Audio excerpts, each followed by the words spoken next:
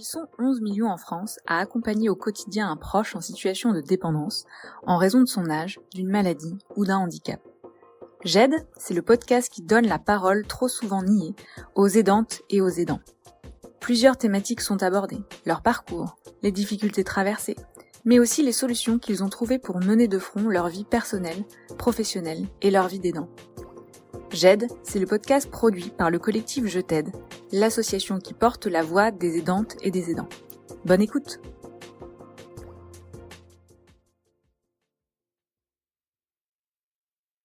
Zoé est illustratrice, autrice, mère et aidante. Elle tient 2 sites internet dans lesquels elle partage ses œuvres et son quotidien avec humour. Dans cet épisode, elle nous raconte comment elle parvient à mener plusieurs projets de front et nous parle de problématiques de genre chez les aidantes et les aidants. Découvrez son parcours. Bonjour Zoé, je vous remercie d'avoir accepté cet échange dans le cadre du podcast J'aide. Vous êtes maman, aidante, illustratrice et même auteure. Beaucoup de casquettes. Mais pour commencer, comment avez-vous réalisé que vous étiez aidante et maman? Eh bien, écoutez, c'est Je t'aide qui m'a, le 1er, fait découvrir ce concept, cette expression, ce mot que je ne connaissais pas. J'avais, répondu à des questions, à la sortie, de mon 1er roman graphique Métro boulot gogo et et l'intervieweuse m'avait dit: «Ça c'est qu'est-ce que ça vous fait d'être aidante?» et je je lui avais dit: «Pardon, c'est qu'est-ce que je ne connais pas ce mot?»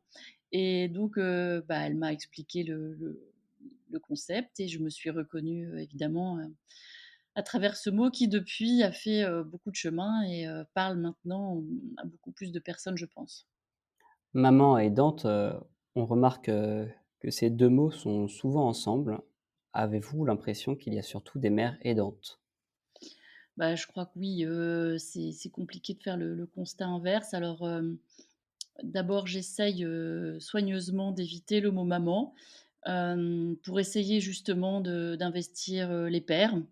Je préfère parler de père et de mère qui sont des rôles sociaux, qui me paraissent plus, judicieux quand on parle d'un sujet aussi grave que le handicap. Parce que les petites appellations affectueuses comme, papa, maman, malheureusement, contribuent encore à confier tout le boulot à la mère.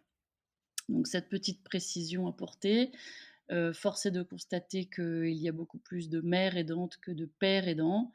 J'ai des petites idées d'explications là-dessus, mais en tout cas, c'est un constat.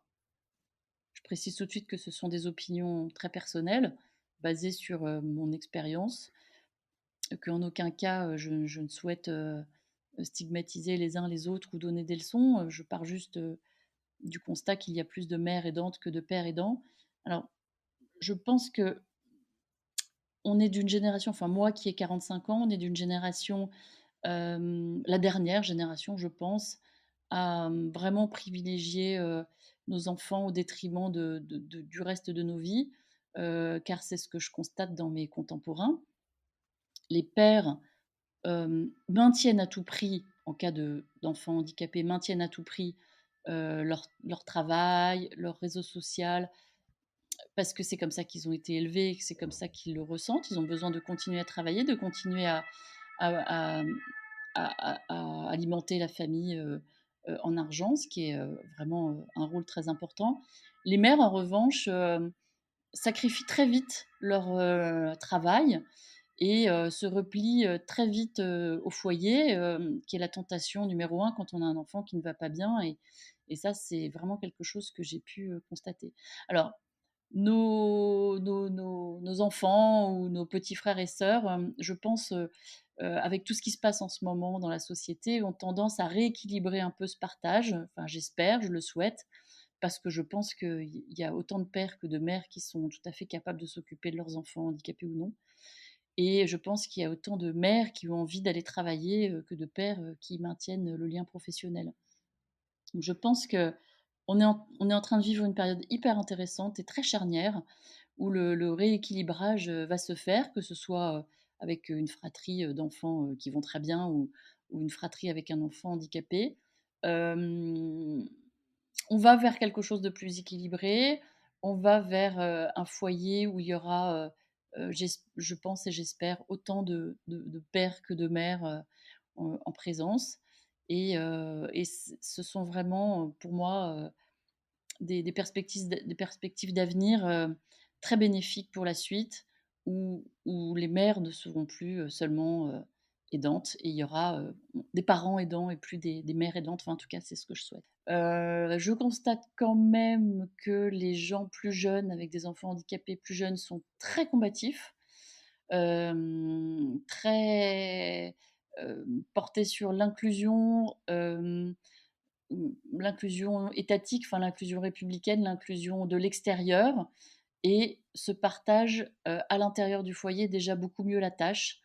Donc je me dis que quelque part, ça avance bien, même si, je ne suis pas toujours d'accord avec la portée des combats que je trouve toujours, très violents et parfois injustes envers, le médico-social et envers, l'État qui, de mon point de vue, font déjà beaucoup, mais ça c'est un autre sujet. Je serai à votre disposition pour, en reparler une autre fois.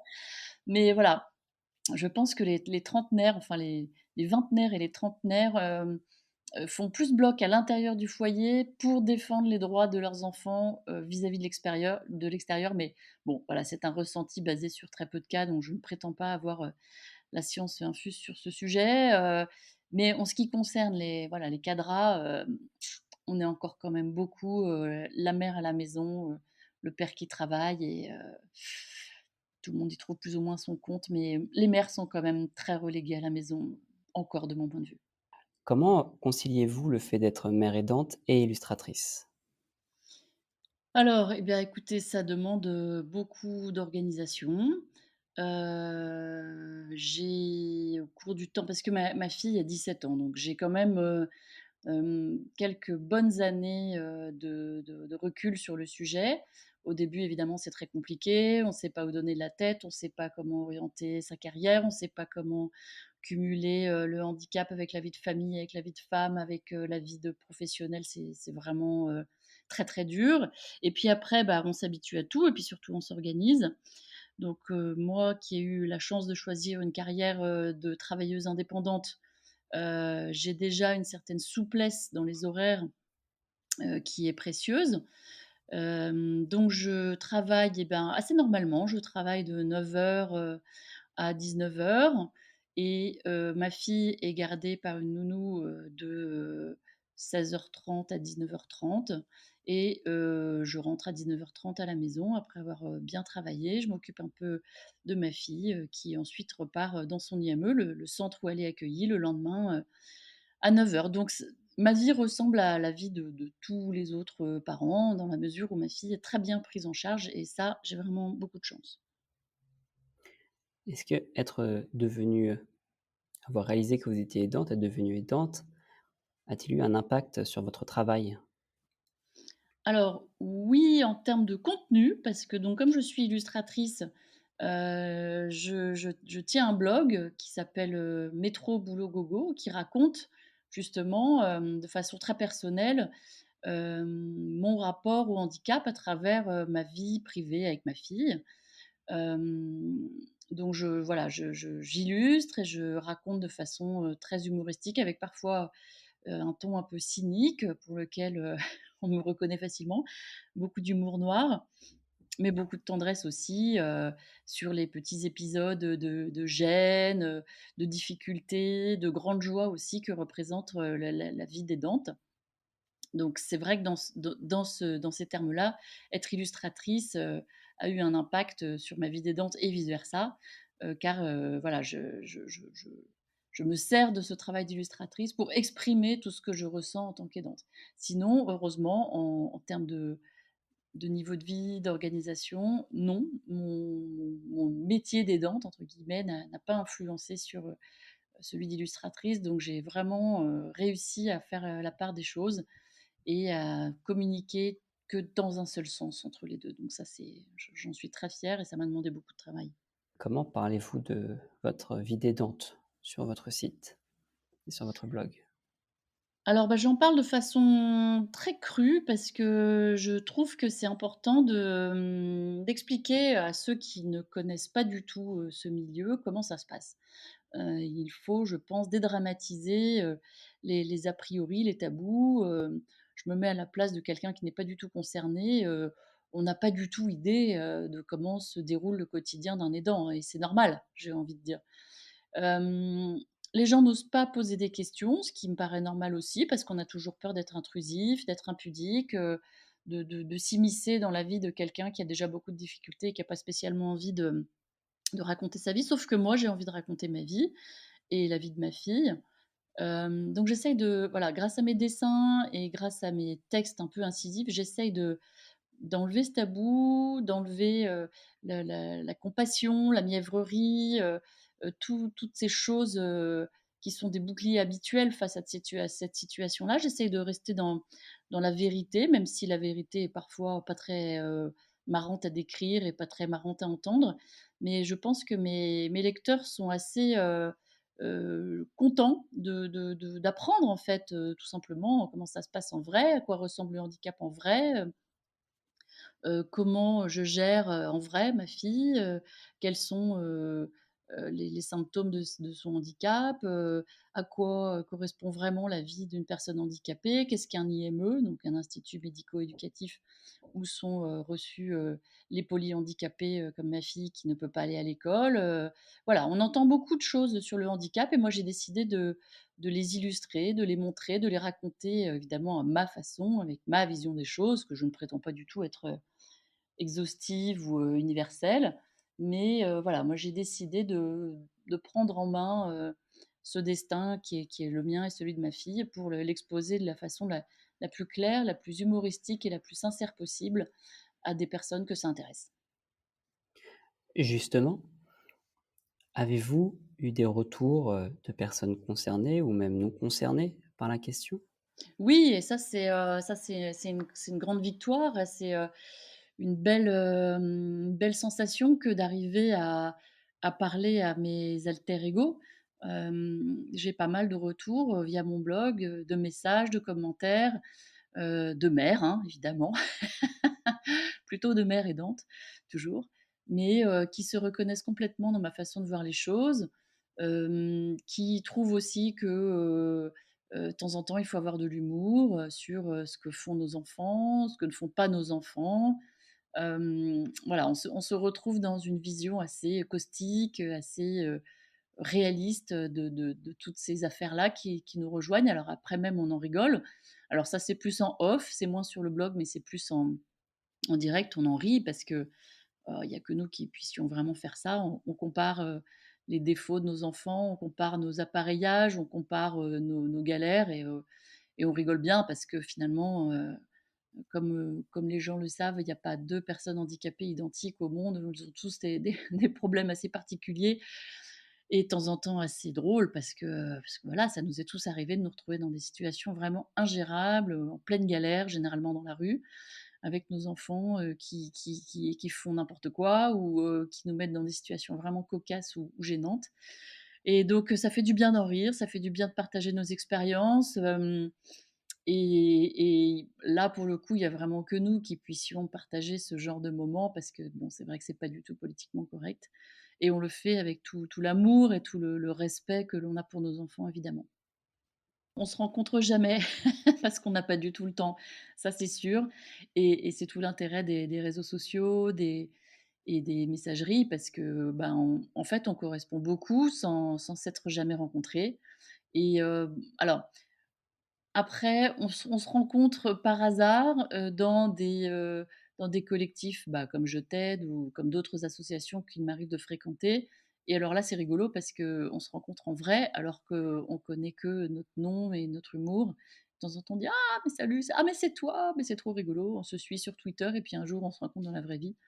Donc ça, c'est assez sympa. Mais généralement, non, je vous cache pas qu'on n'a pas du tout, du tout, du tout le temps, de faire, voilà, des apéros, des groupes de parole, même si on aimerait bien, avoir une vie amicale, et en présentiel. Il se trouve qu'on est rarement dans la même ville, qu'on a rarement le même emploi du temps et que bon, bah, voilà, heureusement, il y a les réseaux sociaux pour faire ça. Avez-vous une anecdote à raconter justement, sur ces rencontres ou ces échanges, en ligne? Écoutez, des anecdotes, j'en ai plein, mais qu'est-ce que je pourrais vous dire? Bah, oui, c'est ça, j'ai rencontré, une personne, très sympa, que je connaissais pas du tout dans la vraie vie, et un jour on s'est dit: «Mais c'est toi?» On s'était vu 2 ou 3 fois à des réunions, en présentiel et puis un jour on a tilté qu'on se parlait très souvent, derrière nos ordinateurs respectifs, donc c'est toujours sympa de ça nous fait des grandes joies en fait. On a l'impression de retrouver des cousines qu'on n'a pas vues depuis longtemps ou des amies d'enfance, alors qu'on n'a aucun lien ni familial ni amical au-delà du handicap. Donc finalement, c'est assez sympa de se dire que c'est le handicap qui est un vecteur d'amitié, de lien social, de lien amical, et c'est tout l'esprit du message que je veux faire passer, c'est que on est un petit club fermé, par la force des choses, mais on est un grand club ouvert, vers les autres et je pense que par les temps qui courent, tout le monde est réceptif au message qu'on porte sur nos enfants handicapés qui sont en passe de devenir des adultes handicapés. Là, ce sera encore un autre sujet, mais il reste beaucoup de choses à explorer. Vous avez un site internet, un blog personnel, vous avez même écrit 2 livres. Avez-vous d'autres projets en cours ou à venir? Oui, alors, bah, donc mes 2 sites, faut que j'en parle un peu plus. Donc il y en a un qui est Zoé Illustratrice, qui est très professionnel, qui présente mes illustrations professionnelles. L'autre qui s'appelle Illustrateur.paris, qui est le bien nommé, métro boulot gogo, raconte justement les anecdotes, illustrées de ma vie quotidienne avec ma fille. Et les livres, alors il y en a un, qui est la version papier du blog, c'est-à-dire qu'il s'appelle aussi Métro Boulot Gogo, dont le tome 1 vient juste d'être épuisé. Donc j'ai vendu les 1000 exemplaires que j'avais auto-édités, pour partager ce blog, en version, objet, en version papier. Le tome 2 est en cours de réalisation, donc c'est la suite du blog qui sera, vraisemblablement imprimé à la rentrée, scolaire, 2021.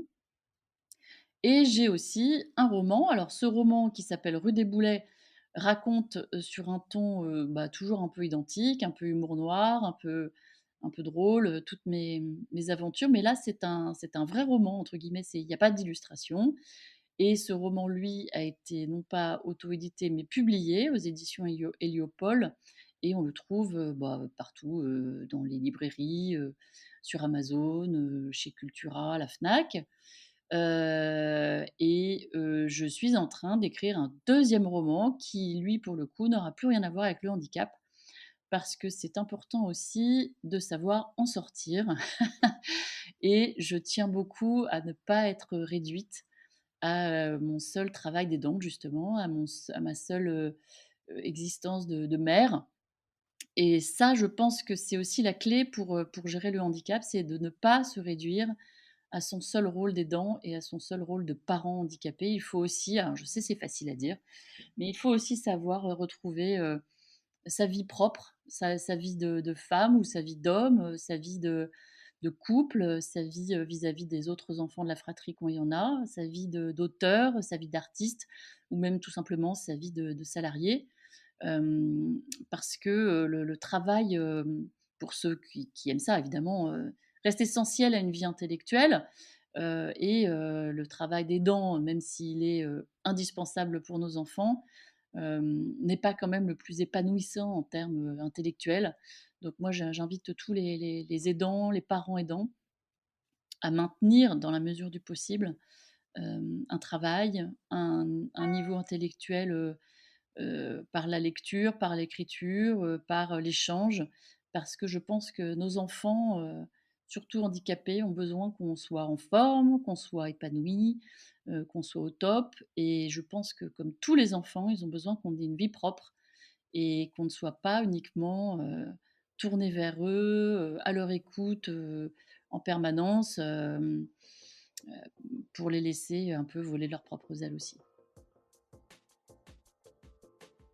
Vous pouvez retrouver toutes les informations concernant Zoé Illustratrice sur son site internet www.zoé-illustratrice.com et sur son blog Métro Boulot Dodo à l'adresse suivante www.illustrateur.paris. Si cet épisode vous a plu, vous pouvez le soutenir en lui ajoutant 5 étoiles. Vous pouvez également suivre l'actualité du collectif Je t'aide sur le site association-je-t'aide.org.